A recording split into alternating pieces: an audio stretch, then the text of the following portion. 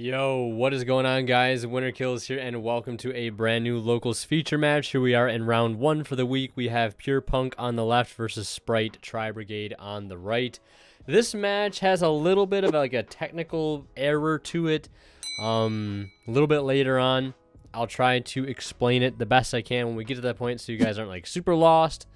But yeah, let's just go ahead and hop right in. We're going to see my man Johnny here lead on the left. You guys have seen him on the channel before playing the same exact deck. Same thing with my friend Joe on the right. He's been playing Tri-brigade Sprite pretty much exclusively the past couple weeks, and pretty much since Power of the Elements released, if I recall correctly. So both these players learning their respective decks and improving with them. So we're going to see him start with the Xiamen, pay 600 that will go through, and then we're going to see a Foxy Tune here discarding itself. And then once that resolves, we're going to see him discard a Galaxy Cyclone. Really cool to see Galaxy Cyclone gaining a lot of popularity over these past couple weeks in decks like Tearlament, obviously because, you know, it is a, in quotes, mill deck. And you don't want to be milling your spell and trap removal, right? Because it doesn't really do you any good. And Galaxy Cyclone is kind of that perfect candidate to be able to out cards, out spells and traps while being in the graveyard. I think it's like one of the only spell cards in the game that's like spell trap removal in the game, which is really cool. So we're going to see him go for the Chaos Ruler, and then we're going to see him chain Veiler and DD Crow. My man Joe is just too good. Crowing the target for the Deer Note, and then Veilering the Chaos Ruler. That's got to be rough. Double hand trap at a very, very, like, arguably, like, critical point in this deck's combo. Setting up Hulk lines. Very simple deck, to say the least, but, you know, it definitely put up a pretty sizable board if it goes through. And there's the third hand trap for the Halqifibrax, committing the normal summon to the Ash Blossom, just to go for the Hulk. I mean, if you got the third hand trap, you've got the third hand trap, right? What are you gonna do? The Sprite deck is a Spright-Tri-brigade deck. I mean, both engines are very small, so, you know, being able to fit a lot of hand traps in isn't super surprising. So we're gonna see him go ahead and activate starter to summon out Sprite Blue. He'll take 1100 damage from this starter, and then Blue will go ahead and search Jet. Pretty standard Sprite shenanigans thus far. Now he will be able to have the ability to tag out his Hulk into a Formula Synchron if he chooses to do so. Unless he plays some other target for Hulk, but I'm pretty sure it's probably just going to be Formula to draw one. We're going to see the Jet go ahead and secure, I believe, another copy of Starter for follow-up or just for an interruption during the opponent's turn for either red or carrot. And looks like on the resolution, we'll see Hulk activate, summoning out the Formula Synchron. Formula Synchron effect activating, go ahead and drawing one card. And then we're going to see our Spright-Tri player go into Gigantic Sprite. Gigantic Sprite effect, it will successfully resolve here, detaching the Jet as material. Summoning out Kit, not Swap Frog, summoning out Tri-brigade Kit, since, you know, it is a level 2, linking off into the Sprite Elf. That'll trigger Kit effect to go ahead and dump Nerval. Nerval will go ahead and add Caress. And no normal summon has been committed yet here. He also has the effect of Sprite Elf to be able to bring back a level 2 or a Link or rank 2 if his opponent controls a monster. You know, bring back the Kit, and DD Crow Engrave is going to help count as an additional name here to be able to banish the Crow and the Nerval. To go ahead and special summon out here either Farragut or Bearbrum. So he will go ahead and go for the Bearbrum, which will allow him to get access to Revolt this turn. Looks like we're just going to see him go battle phase here first, though, before he goes any further. Run over to the rather small Formula Synchron and get in just a little bit of damage. Now we're going to see him link for Pit Knight early. I believe that's how you pronounce it. I'm actually going to look this card up because I think it is new out of Power of the Elements. It says 2 effect monsters to make when a monster this card points to activates its effect. Quick effect, you can target one effect monster your opponent controls until the end of this turn. Change its attack to 0, also negates effects. So yeah. It points up, so it points up to the Elf, and when Elf activates its effect, the Pit Knight early can kind of act as like an additional interruption here, and he's able to get the Revolt there, search as well, and we're going to see him set 3 and pass turn, and we're going to see Johnny lead here with the No Punk Foxy Tune, and we're going to see Ash get chained, and there it is, the Gamma coming in clutch. I really do love Gamma a lot in this format. I also just love being able to play Gamma in a deck, period. It's a lot of fun. You know, a deck like Rickus and Avalon, which I've been playing a lot lately, as many of you know. Like, it's such a great card to be able to play in there, because there's so many good cards that, like, you can just outright punish your opponent on for just ashing while you have nothing on board. A lot of really good cards you're able to use right away while you have nothing on board. Like we're kind of seeing here, he does have Called By, so, you know, he could have potentially played around the gamma by activating Called By first, but obviously trying to throw the ash there. I mean, if they have it, they have it, right? Luckily enough for him, though, he did have the Called By. Man, Joe always strapped with the Called By. So the Foxy Tune's not going to resolve regardless. But now you've got a level 2 tuner and a level 6 non-tuner on field, so you do have to worry about a level 8 synchro play here. Could be the Punk Jam Dragon Drive, the new synchro for punks out of Power of the Elements, or of course a classic Psy-Frame Lord Omega. A couple options on the plate here for Johnny. But yeah, this Pit Knight early card gonna be kind of clutch. Like I said, when Elf activates effect, he can chain Pit Knight early to target an effect monster's opponent controls until the end of the turn, changes attack to 0, also negates effect. So it's kind of like a 2-for-1 right there. And then it says, during the end phase, if this card is in the graveyard because it was destroyed by battle or a card effect and set this turn, you can special summon this card. And it doesn't get banished when it leaves the field. This card, low-key insane. So you guys might want to look through your Power of the Elements bulk and see if you have this card, because it's kind of nice. So we're going to go ahead and see him activate the Elf here. Going to go ahead and bring out the blue, and then blue effect will activate, opting not to use the Pit Knight early here, because there's really no reason to activate Pit Knight early, as there's nothing, you know, valuable to negate on the field right now. He does have the Revolt set, so if he decides to go, like, Revolt for Rugal, you know, he could, like, chain the Pit Knight early to that, or if he wants to, like, you know, interrupt two things at once, he could go for Shureg and summon the Shureg in the zone that Pit Knight points to, and then get a banish and a negate. Looks like we will see him go for the Punk Jam Dragon Drive. Love the name of that card. And this card can allow you to pay 600 to go ahead and add a level 3 Psychic monster from your deck to your hand. So you can search out Ghost Ogre, which is particularly advantageous in this matchup for dealing with things like Gigantic Sprite specifically. Also dealing with Sprite Elf. Elf, like, ogreing the Elf obviously doesn't stop it, but the biggest thing about Elf is getting it off the field. It's kind of like, it should be considered a war crime to let your opponent keep their Sprite Elf over the, you know, the next turn. Really bad idea, because the follow-up it's going to give them is just a lot of follow-up. And it's going to force interruption as well, because if you let them get a free body out in the field and they summon to the zone it points to, now it's something that you can't target, and they're just going to generate free cards off of it. It's kind of like playing against Sword Soul the way I look at it. Like, you really don't want to leave, like, Shaman of the Tenyi on field. That was always a really bad idea, because they could bring back, like, a Cheng-Ying or a Qi-Sheng or a Qi-Jiao. Really, really bad idea to leave the Shaman stick on board. It's like kind of like the similar thing here.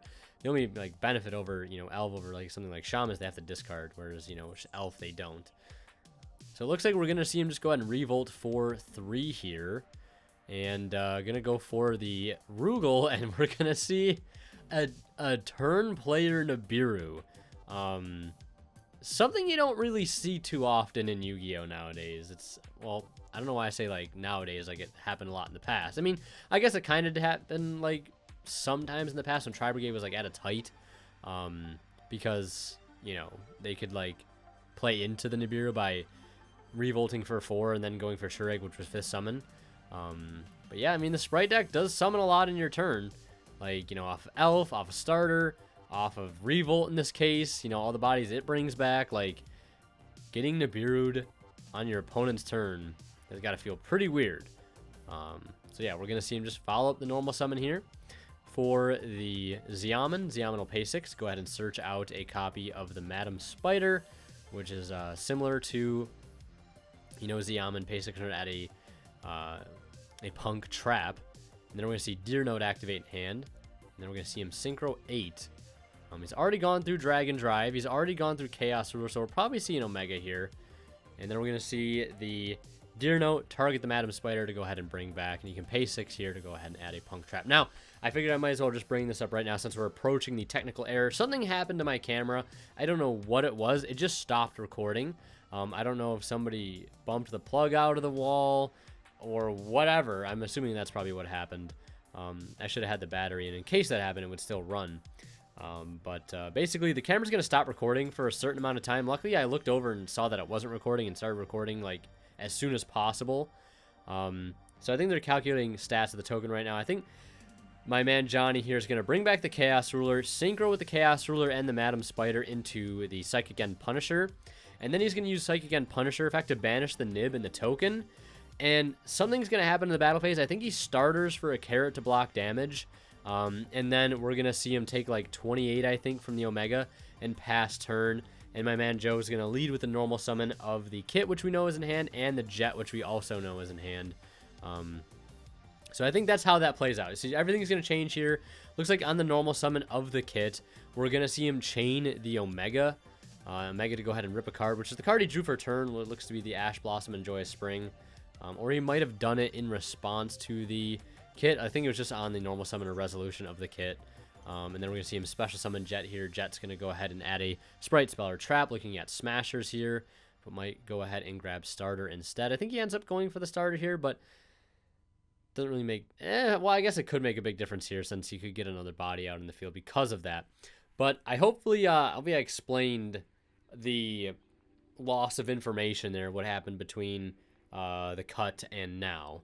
I apologize for that if it's confusing. I tried to make as much sense as possible. Luckily, like, a lot of time didn't pass. I thought I didn't start recording, period, but luckily I did. So you guys get to watch this match play out. And my friend Johnny won't be so disappointed because he said this was a really good match, and I'm glad you guys get to see it still. And I'm glad I get to commentate over it. So looks like Joe will decide to go ahead and continue to grab the starter over the Sprite Smashers. And now we're going to see him activate the Kit here. Quite a bit of names engraved, so he does have some options available to him. The only thing that he's going to have to try to worry about now is getting over this Psychic End Punisher, which is currently unaffected by the activated effects of his opponent, so long as that his life points are lower. But having access to starter is interesting, because if this, Psychic End Punisher is really huge, assuming Johnny used the effect last turn when he was going to the battle phase, he can use the starter to his advantage to lower his life points below his opponent's so that, there's a possible, like, access code line to get over it. So it looks like he's going to go ahead and banish 2 here, 3 here, possibly going for 4. Looks like he will go for 4 for the Shureg, and not using Shureg's effect here, as there's really nothing that he can banish, because, if he wants to banish the End Punisher, he can't, because it's unaffected by his opponent's activated effect. So we're seeing him just link off the Kit and the Omen for Farragut Omen effect to go ahead and search out. And yeah, I figured that last card was a starter to summon the Kara to block damage, so he didn't go for wasn't able to go for lethal there. He'll use the effect of Nerval to bring out, or the effect of Farragut to bring out the Nerval. Nerval effect to go ahead and banish to summon out 2. Go for, or I think he summoned a Link 3 there.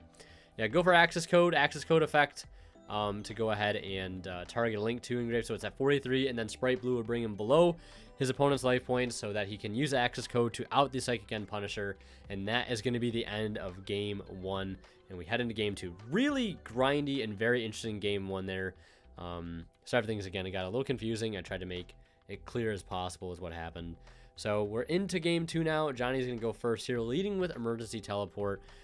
Very similar to how we saw the start of Game 1 play out here. We're going to see him go for Xiamen. Xiamen effect pays 6. Looks like it will go unanswered here, but we will see a Droll and Lockbird on resolution, which is not going to be, like, too impactful, I think. The only thing, I guess it could be technically very high impact here, depending on what he opened. Like, if he has access to the field spell, you're shutting off, like, quite a few draws. But if he would have had the field spell, he would have started with it first and then E-Telly. That way, if he uses the Xiamen, he gets the draw. So that would have been a possibility, but you definitely play the field spell first regardless, just so if they don't have Droll or something, or Ogre, right, you get the draw. But he's able to still get into Chaos Ruler, and Chaos Ruler and Deer Note can resolve here basically without having to worry about Droll really affecting them, because you don't have to add back off the Chaos Ruler. It is an optional effect. And this deck does like to play Gizmek Orochi, so Gizmek Orochi could be just a free body engrave to work with. So he will go ahead and reveal quite a bit of targets that he could have grabbed, but he luckily does find a Gizmek Orochi, and the Xiamen is still going to come back here. Still can make a Halqifibrax play, be able to bring back the Chaos Ruler as well, and then set up kind of some quick synchro play on the opponent's turn into maybe like a Punisher or a Cheng-Ying, whatever it may be. So we're going to see him go ahead and use the Gizmek Orochi here to banish 8, summon itself out. Of course, he could have also milled the Shinobi Necro too, which is a really strong card and allows him to make Baron to flirt even under something like Droll and Lockbird. So playing through this Droll here, relatively easy. I mean, but when you reveal double Ghost Ogre Nibiru off of Chaos Ruler and you're under Droll, it's got to be kind of bittersweet. So we're going to go ahead and see him take the Xiamen and the Gizmek Orochi and link them into Halqifibrax. Halqifibrax effect will go ahead and resolve here to summon out a Psyframe Gamma. So now, does have a Synchro 10 play available here. He could go for Baron, could go for Cheng-Ying, which I know is pretty popular in this deck to be able to play. And going into Tri-Brigade deck, having access to Cheng-Ying has got to be pretty strong as well, because they are definitely going to do a lot of banishing on their turn, and Cheng-Ying will definitely punish that. And you also have the synergy with being able to trigger it technically whenever you want with the power of Crystron Halqifibrax at your disposal. So we'll see him set an Imperm with a Veiler in hand and pass turn. So 1, 2, 3, 4 potential interruptions here for his opponent to have to deal with. 5 cards in hand to deal with 4 interruptions. We'll see if it's going to be enough. We're going to see him activate Fractal, sending itself to send Kit, to send Nerval, Nerval to add Karis. Business as usual. And we're going to see him normal summon the Sprite Blue. And it looks like on the summon, or in the resolution of the summon, we're going to see him activate Hulk to go ahead and summon out Formula Synchron, Chainlink 1 Formula, Chainlink 2 Cheng-Ying, to go ahead and banish Blue and Kit from the grave, and then draw a card. And this is the important thing about something like Cheng-Ying in this matchup. It keeps those level 2s off field. He did commit his normal summon to a non-Tri-Brigade, so that's really strong. If he had to have Karas plus another discard there, and even if he did, he had to worry about Veiler and Imperm on top of that. So game 2 going to end just as quickly as it began, and we are into a game 3. Quick shout out to Imperium Duelist, guys. Check them out at the link below, and don't forget to use my discount code WinterKill10 off at checkout. And if you guys are buying anything on TCG Player, please do not forget to use the affiliate link I have to the site down in the description of all my videos. Anytime you guys shop and check out, using that link, a small bit of the revenue from your purchase will go right back into the channel and helps out a metric ton. So we're going to see him get to a normal summon of Kit and Kit effect to go ahead and banish 2, and we're going to see a Gamma activate and actually just go ahead and end Joe's turn there. Not able to do too much past that at all. You do get the body off the field, and you do stop the effect. It's going to prevent any follow-up Sprite plays too. Gamma is, you know, very, very strong hand trap in that scenario. If it was Veiler, Imperm might not have done too much because, you know, he could have had a Sprite Blue or a Sprite Jet in hand, which allows him to potentially keep playing, but clearing that level 2 body off the field, very, very important. So it looks like we're going to go ahead and see him normal summon the Wagon, and Wagon is going to go ahead and pay 6 to add the field spell, the Extreme Jam Session. He'll activate the Extreme Jam Session, and then banish the Ogre Dance from the grave to special summon out the Xiamen, and then Xiamen effect to go ahead and pay 600 to search out a Foxy tune, and then draw a card on resolution since he did pay 600 life points to activate a Psychic Monsters effect. You can use that effect up to twice per turn. We're going to see him now activate that Foxy tune, discarding itself. It will resolve, so the second card he will discard is going to be a Gizmek Orochi, the Serpentron Sky Slasher. We'll go ahead and summon out the No Punk Deer Note. So combo underway here. Gizmek Orochi always feeling like a very, very strong discard for the Foxy tune. We're going to see him go ahead and Synchro 8 into the Chaos Ruler. Chainlink 1 Chaos Ruler, Chainlink 2 Deer Note, targeting the, looks like the Xiamen. And no response here from our other player. Now, it looks like there might be a Veiler. Veiler on the Chaos Ruler. So it'll stop the Mill 5, but of course the Deer Note will still be able to resolve here, bringing out the Xiamen. And we're going to see a Nibiru. And it's a pretty good time to go ahead and Nibiru, because if you let him Synchro 11 into Psychic and Punisher there, now you have a 3,500 unaffected body that Nibiru isn't going to be able to deal with, so you got to throw out the Nibiru there and hope that he doesn't have too much past that. But he does have Gizmek. He does have access to Chaos Ruler, which he technically can't resolve if he wants to be able to summon out the Gizmek Orochi. So it's kind of one or the other right now, and what that gets him exactly at this point, I'm not entirely sure. He might just have to rely on what hand traps he has. It looks like double imperm being set. So hopefully double imperm is enough. We're going to see him pass turn. Joe starting with the Sprite starter. It's always weird. It feels weird saying that. Starting with starter. And then we're going to see him go ahead and summon out blue. He'll take 1100 damage. And then he'll attempt to activate the blue, where we'll go ahead and get hit with an impermanence. We could see him go ahead and link for Sprite Elf here. And that's exactly what we're going to see him do. He does have access to the Kit and Grave. And that could go ahead and get engine going here. But he's going to go ahead and use the second imperm on the Sprite Elf to keep him off plays. And it's going to be enough. And we're going to see him pass turn there. In the end phase, we're going to see that Gizmek Orochi activate here. So we can get it on field. And at the start of his next turn, you can use the other effect of Orochi to banish 3 from the extra deck if he so desires to pop a card on the field. And that can force the Elf to bring something out. And it also gets it off the field. So he has the Gizmek on board, still has access to Chaos Ruler. And then we're going to see him activate a Foxy Tune, discarding Deer Note to go ahead and summon Zeoman. Zeoman will pay 600. And that will successfully resolve. Let's see if there's an interruption to the field spell here to go ahead and net him a draw. Yeah, I was going to say, yeah, he's getting a little ahead of himself there. Got to go ahead and draw first. And then resolve the Ogre Dance. So yeah, get the draw after searching the Ogre Dance. And then Ogre Dance is going to go ahead and add a Deer Note. And then we're going to see him activate the effect of the field spell, banishing Deer Note to summon out Deer Note.